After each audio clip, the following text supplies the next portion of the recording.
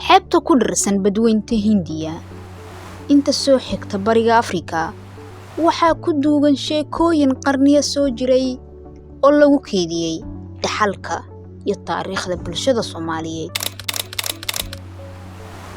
halka hirarka kuwooda degan ay ku soo dhaweyn jireen huriyada iyo doonyaha alwaaxda la isku rakibay ka samaysan ee ka soo shiraacda gudrajad Hindiya Shiraz Bershiya Hadramaut Yaman iyo dhulal ka sii shisheeya si ay u camiraan magaalo sida Baraawe oo kale taas oo udubyo ilbaxnimo oo qoto dheer ku taagneed qarniyo ayaan u doornay in aan u banbaxno safar waqtigu wehelnoo yahay kowdii bishii Juun ee sanadkan magaalada Muqdisho waxaa lagu daafuray safar ka gidisan safaradii hore socdaal loogu ambabixi doono dhanka taariikhda ilbaxnimada adkaysiga iyo aqoonta annaga oo kaashanayna saaxiibadeen Dalmar Balaas waxa aan boorsooyinka u xirxiranay in aan u jihaysano dalxiis aan kula falgali doono nolosha taariikhda iyo ilbaxnimo qarniyo jirtay oo qotonsan darbiyada duuga ah luuqyada ciriiriga ah wajiyada adkaysiga badan ee dadka iyo kutubta abka soo gaarka ah ee yaala magaalada Baraawe magaaladii ilbaxnimada iyo xadaarada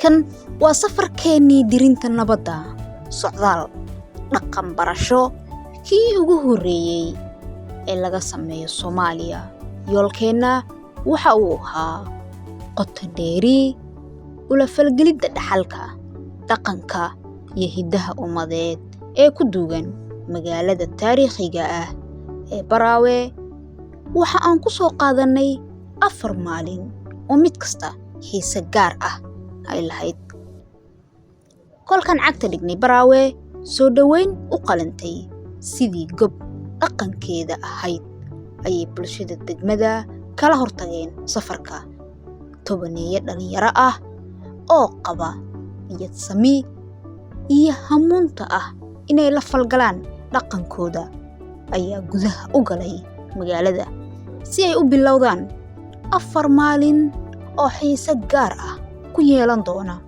noloshooda qof magaalo cusub tagay dhaqankiisa waxaa jadwalkeena ugu horeeyay inaan sameeyno socod aan ku bixinay qaybaha qadiimiga ah ee magaalada si aan ugu soo fiirfiirsano wadooyinka magaalada Baraawe jawharadii quruxda magaaladii ilbaxnimada aqoonta diinta iyo kala duwanaanta magaalo marti soortay ganacsatadii xilliyadii maansuunka buuniyaal diinfidiyaal ah arday cilmi doon ah dhulmareenka uga raadiska ah gumeystaha ilaaqdoonka ah qabqablayaasha adyad raadiska ahaa magaalo ilbaxnimadeeda u dugaalatay iska caabinta duruufaha waqtiga iyo isbedelkooda intii aan ku guda jirnay socdaalkeena waxa aan la falgalnay dadka deegaanka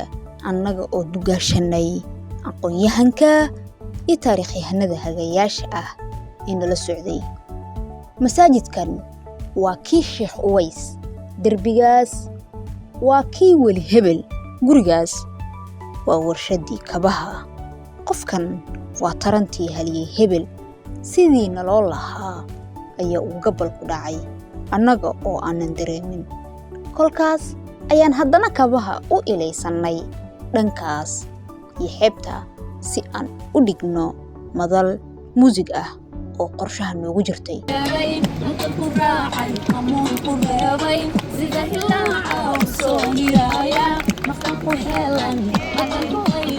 dabaysha iyo neecawda badda ayaa marti u noqonay ilaa laga gaaro xilli dambe oo habeenkii ah markaan ka soo xaroonay badda waxa aan dirino fidsanay dibadda kore ee halkii aan deganayn si aan dib u xasuusanno dhaqankii sheeko warinta annaga oo hadba isweydaarsanay mawaadiic si uun xiriir ula leh kala duwanaanta si aan u kala faa'iidaysanno. Habeenkii koowaad waxa uu noo soo ilaaday annagoo aan kala bogan si sheeko dhex inoo marayso. Maalinkii labaad sida uu qorshuhu ahaa waxa aan subaxii labaad lahayn kalahaad iyo inaan isoo wareysanno badda ka hor inta aysan na soo kala dhex gelin qorraxda. Sidaas ayaan yeelnay oo subaxdiiba waxa aan u jarmaadnay dhankaas iyo xeebtii aan xalay sida quruxda badan dayaxa ula caweynay. Koox annagoo u soconna ayaa aan wadooyinka yaryar ee Baraawe ku kalahnay oo dadku iyaga oo finjaankooda qaxwaha sita nagu marxabeeyeen salaam iyo soo dhaweyn ilaa aan gaarnay xeebta halkaas oo aan waqti qurux badan iyo madadaalo ku qaadanay. Kolkan ka soo dhammaanay xeebta waxaa horteenna ahayd maalin dheer oo noqonaysa maalinta indha furashada iyo ka jibba keenida nuxurka taariikheed iyo kan bulsheed ee magaalada.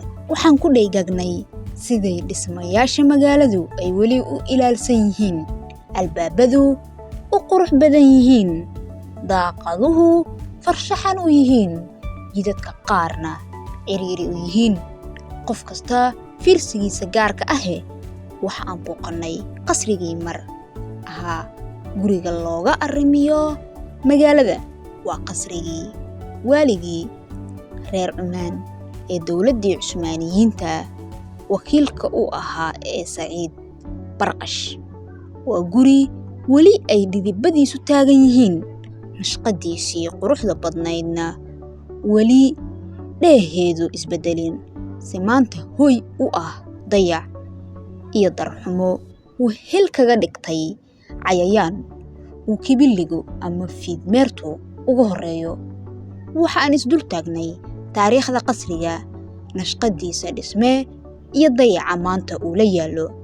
Kadib goobihii aan cagta marinay waxaa ka mid ahaa qasri qurux badan oo qotonsan isla aaggaas kaas oo taariikh fog lahaa.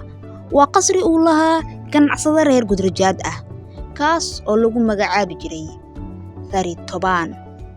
Waa qasri si ashqaraar leh loogu farayareystay, leh balanbala kooban oo hadda dadka dalxiisayaashu ay sawirada ku galaan.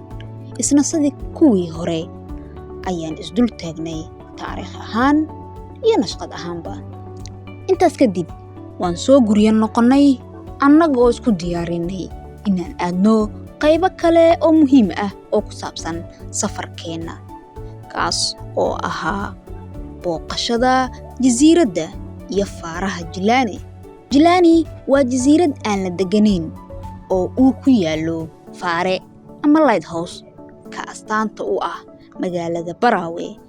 Doonyaha nuuca fudud ayaan u qaadanay dhankaas badda si aan u gaarno goobtaas nuxurka taariikhiga ah leh, annaga oo wadanno qalabkeena muusiga aynana wehliyaan hagayaashii magaalada. Kolkaan gaarnay Jilaani, qof kasta waxa uu la ashqaraaray quruxda dabiiciga ah ee Alla ku shaqlay jasiiradda, haraadiga dekad u ekaha qadiimiga ah iyo faaraha weyn ee qasriga oo kale u samaysan ee ku qotoman bartamaha buurta shiidka ka samaysan ee ku taalla gudaha badda. Waxaan isdul taagnay taariikhda, sheekooyinka bulshadu ka aaminsan tahay dhismahan iyo si guud Jilaani. Waxa aan gudaha u galnay Jilaani annagoo oo kula kulannay ashqaraar iyo ama kaag la mid ah kii aan ku qaabilnay qasrigii Saciid Barqash. Fiidmeer ayaa soo dhaweyn wanaagsan noogu dhex samaysay gudaha qasriga. Kalarada quruxda badan ay dibaddu uga shaqlan yihiin, gudihiisuna madow yahay. Sawir iska qaadid, sheekaysi iyo waqti qiimo badnaa oo aan ku qaadanay kadib waxaa mar kale yeeray oysiiska ah in meelaha iyo howlaha aan ugu talagalnay safarka ay weli yihiin faanoole fari kama qodna. Sidaas ayaan mar kale ugu shiraacanay dhanka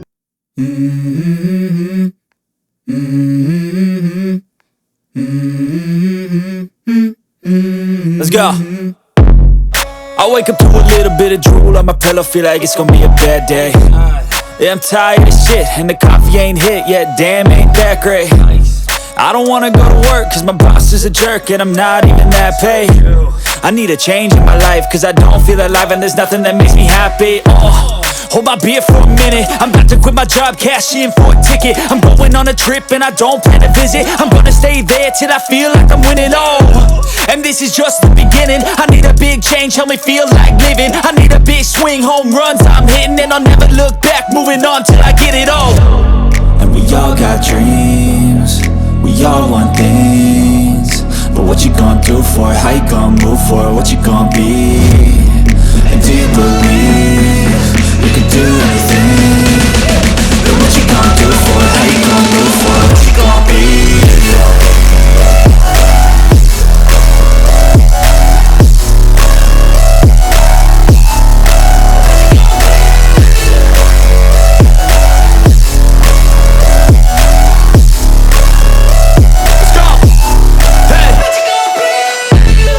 Yeah, this is my life, my strife, my right to fight, to die on.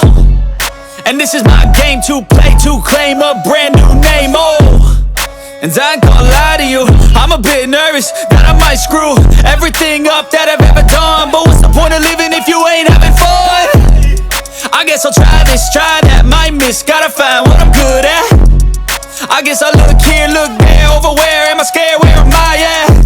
I gotta make it in this life, whatever makes me happy, know I'm doing things right. Sipping in the summer on a goose and Sprite, or find a nightclub for the end of the night, And we all got dreams, we all want things, but what you gonna do for it? How you gonna move for it? What you gonna be? And do you believe you can do anything? But what you gonna do for it? How you gonna move for it? What you gonna be?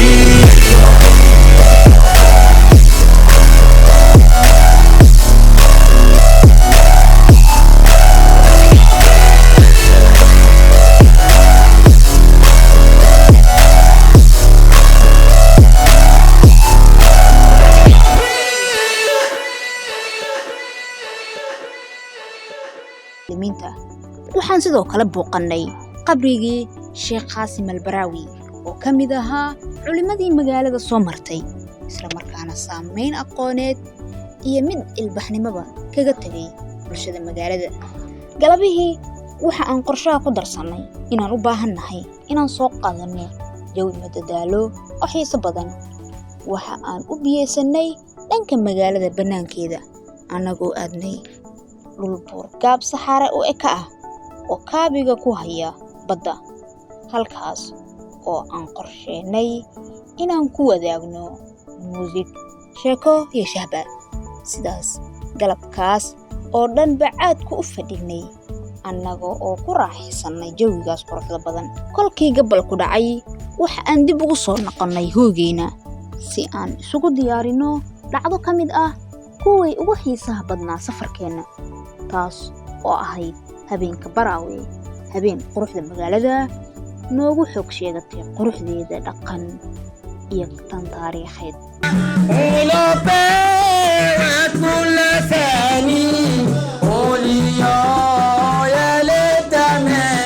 waxa uu ahaa habeen la soo bandhigay fanka diiniga ah ee taarka ama dafka, kaasoo magaalada caan ku ahayd.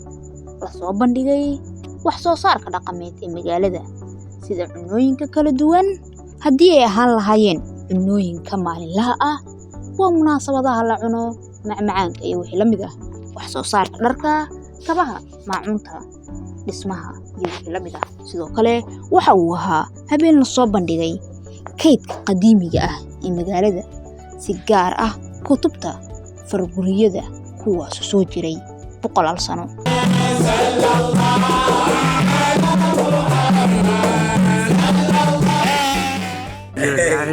diyaar way sharafale moos caadi leh ma amino waa dhidhimin kartiin. madasha habeenka Baraawe kaliya ma ahayn bandhig ee waxay sidoo kale ahayd madal isbarasho iyo isdhexgal, madal la isku wareystay oo ay ku sheekeysteen dalxiisayaashii dirinta nabadda iyo dadka deegaanka, madal erey kasta oo qiimo ilbaxnimo xambaarsan lagu cabiri karo. Habeenkaas waxa uu noogu soo ilaaday iyadoo labada dhinacba ay farxadda iyo xiisaha madasha dhagahooda ka dhex guuxayaan. Maalinka afraad, maalinkan waxa uu noogu asteysnaa inuu noqdo maalinka u dambeysa ee dalxiisayaasha. Se ma ahayn maalintii u dambeysay ee dirintu fidsan tahay Baraawe, waayo qayb ka mid ah howlwadeennada dirinta ayaa ku sii hari doona magaalada si ay uga qayb qaataan barnaamijyo wacyigelin bulsho maalmaha xiga. Maalintan waxa ay ahayd mid ka gaaban maalmaha kale. Waxaan u asteynay inay noqoto maalinta xuska iyo xasuusta 518 sano guuradii ka soo wareegatay markii gumeystihii Boortaqiisku ku soo gardarooday si guud dhulka xeebaha Soomaalida, si gaar ah magaalada Baraawe.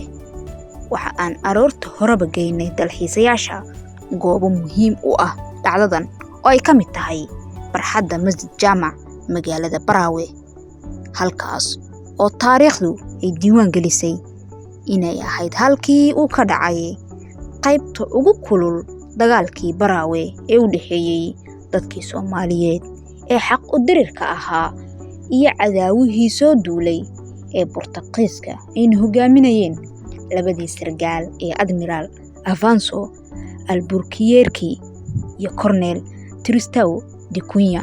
Waxa aan dul geynay dalxiisayaasha goobtii la dhigay dhaawaca Tristão de Cunha oo 2 dhaawac uu soo gaaray intii uu socday dagaalkii Baraawe.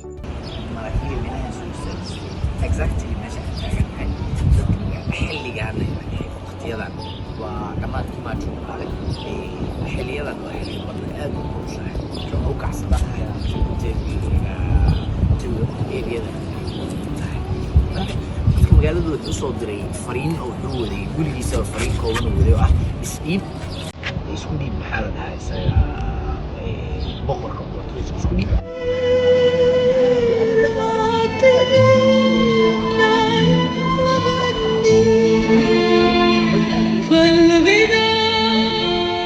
waxay ahayd xasuus aad u qurux badan sida aan ula falgalnay dhacdooyinka taariikhiga ah annaga oo tagnay goobaha weli la heli karo raadadkooda ee ku yaala magaalada, taas oo aad u soo jiidatay dadka deegaanka iyo dalxiisayaasheenii la socday safarkeenii dirinta nabadda. waxaa sidaas ku soo idlaaday 4 maalin oo aad u xiiso badan oo ay soo qaateen dalxiisayaashii doortay inay ka qayb qaataan safarkeenii dirinta nabadda. waxa ayna u jihaysteen dhankaas iyo Muqdisho iyagoo aad ugu hamuun qaba inay ka sheekeeyaan quruxda iyo sheekooyinkii xiisaha badnaa ee ay ku soo arkeen jawharadii quruxda Baraawe. dirinta iyadoo ka duulaysa ahmiyadda ilaalinta raadadka taariikhiga ah, waxa ay qabatay kulan dadweyne oo ujeedadiisu ahaa maxay magaalooyinka kale ee dhulka Soomaalida ka baran karaan sida degmada Baraawe ay u ilaalsatay dhaxalkeeda. waxa uu ahaa kulan noociisa aan hore loogu qaban magaalada, waxaana ka soo qayb galay 10 qofood oo isugu jiray qaybaha kala duwan ee bulshada. mar kale waxa aan jiilka soo baxayay magaalada u qabanay tababar iyo kulan wacyigelin ah oo ku saabsan sida jiilka maanta nool uga qayb qaadan karaan ilaalinta dhaqankooda iyagoo adeegsanaya tiknoolajiyadda casriga ah. waxaan booqanay xarumaha farsamooyinka gacanta anagoo ku boorinay kaalintooda ilaalinta hiddaha iyo raadadka bulshada ee magaalada.